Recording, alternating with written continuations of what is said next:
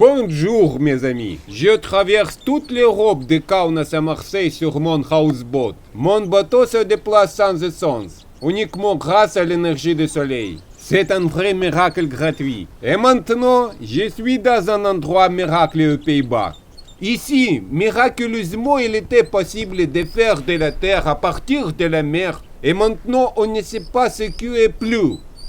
De l'eau de la terre ici. Bref, il y a plein de miracles. Ou peut-être les miracles locaux sont liés aux drogues douces et tout est prêt à vivre différemment.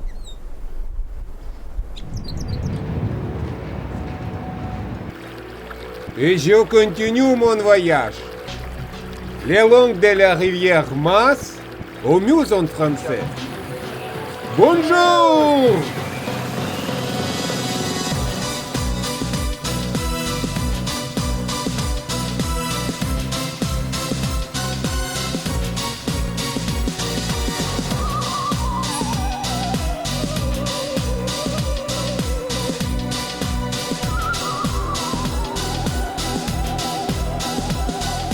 Et voici un exemple de la façon dont les Néerlandais du village de l'eau vivent sur l'eau. Ils vivent dans des péniches ou des bateaux. Les péniches sont privées de liberté de mouvement.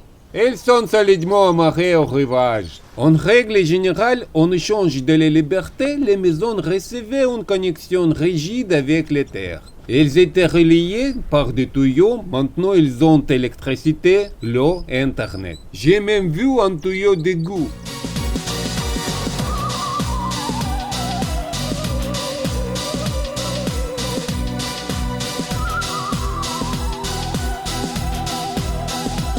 Dans la vie terrestre normale, il y a une maison et à côté de la maison, il y a une voiture. Et dans la vie aquatique néerlandaise, il y a une maison et un bateau ou une sorte de kayak est amarré à proximité.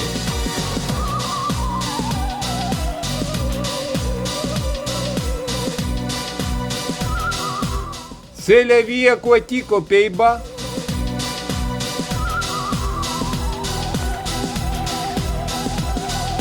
Dans la vie terrestre normale, le chemin vers la maison passe un peu plus tendu. Aux Pays-Bas par l'eau. Le fait qu'il y a vraiment beaucoup de bateaux et qu'il n'y a pas assez de place pour s'amarrer. Il faut donc s'amarrer n'importe où et débarquer au hasard. Bien que je me sois garé sur le parking officiel. Il y a un panneau de stationnement, mais le stationnement est sans toucher de terre. Et personne n'a promis que ce sera facile en Pays-Bas. Maintenant, l'essentiel pour moi est de ne pas glisser et tomber. C'est très glissant ici. Mais il y a un plus ici. J'irai au magasin en pied propre.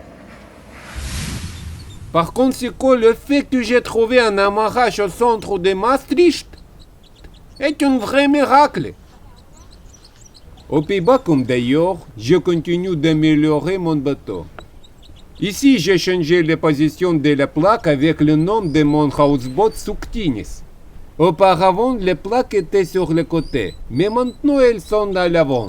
Ce n'est pas un grand changement que j'avais besoin de faire, car quand nous avons les faces soufflées, ils se ressemblaient sous le toit, le panneau les retardait, ma voilure augmentait et le bateau devenait moins maniable. Et le bateau a été projeté dans différentes directions. Et j'ai dû dépenser beaucoup d'énergie pour garder le contrôle du bateau. Et ici, aux Pays-Bas, le soleil est disparu et j'ai pensé à l'amélioration. Maintenant, c'est mieux. J'ai aussi changé les drapeaux. Les drapeaux que le capitaine Ritschke m'a donné en Allemagne, j'ai accroché à la poupe. Et les drapeaux de Kaunas à la proue du bateau. Maintenant, les drapeaux sont à bons endroits. Mais je n'ai pas encore occupé avec les pare-battages. J'avais 3 pare-battages. Donc, j'ai perdu un pare-battage. Un autre a crevé. Il ne me reste qu'un.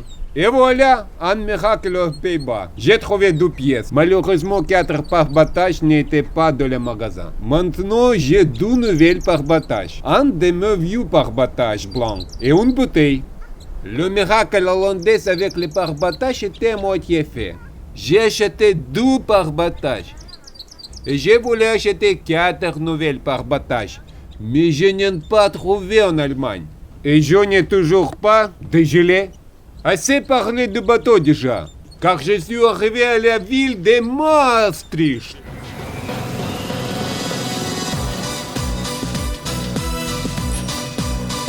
Maastricht n'est pas tout à fait une ville hollandaise ordinaire, ou plutôt pas du tout une ville hollandaise ordinaire. Premièrement, il y a la Belgique et l'Allemagne à proximité, ce qui signifie qu'il est tout à fait normal de parler trois langues en même temps ici. L'allemand, le français, le hollandais, le néerlandais. Deuxièmement, Maastricht se situe au-dessus du niveau de la mer et dans le sud du pays, tandis que la plupart des villes néerlandaises typiques se trouvent au nord du pays et au-dessus du niveau de la mer. C'est la ville où D'Artagnan est mort, mais l'Union européenne est née. Et même le marché qui est en bas derrière moi n'est pas non plus ordinaire. Marché sans nourriture. Des chiffons et des divers choux sont vendus ici, mais il n'y a pas de légumes et de fruits ici.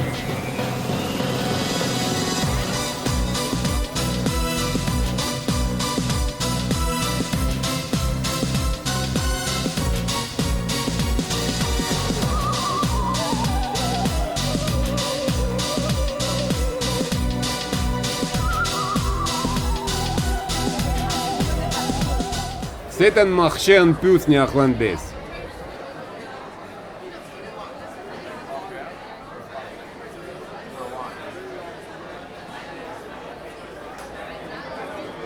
Si j'aimais coudre, je serais heureux ici. Tout pour coudre des slips ou des meubles rembourrous est ici.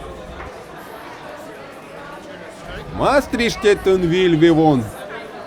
2,5 millions de touristes la visitent chaque année et seulement 120 000 résidents permanents. Et il y a autant de monuments architecturaux et de curiosités déversées ici que dans la capitale des Pays-Bas, Amsterdam.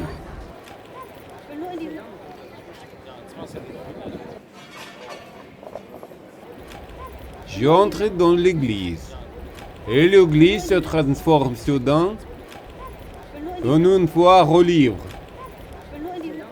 Eh bien, Dieu merci, pas une taverne. Un endroit où je peux acheter des livres, je peux étudier, je peux acheter des connaissances.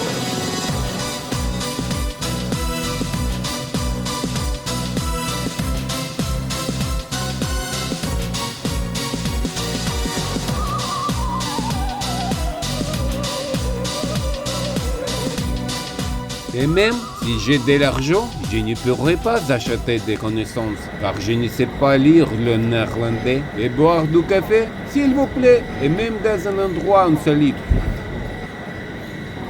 J'ai juste besoin de laver la tête.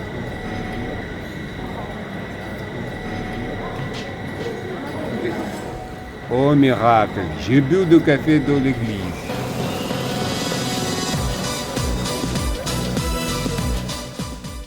Et voici un autre endroit miracle. Des miracles vêtements sont vendus ici. Il peut être utilisé pour toutes sortes de divertissements.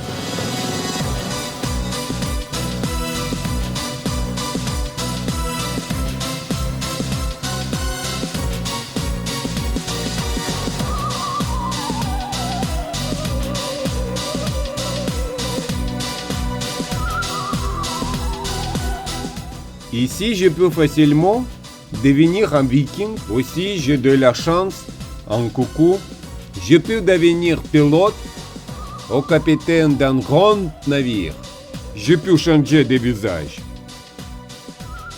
Chapeau sympa. Il y a une boucherie ici. Jambes pas fraîches à vendre. Ces choses sont de qualité de tous, mais elles remontent définitivement le moral.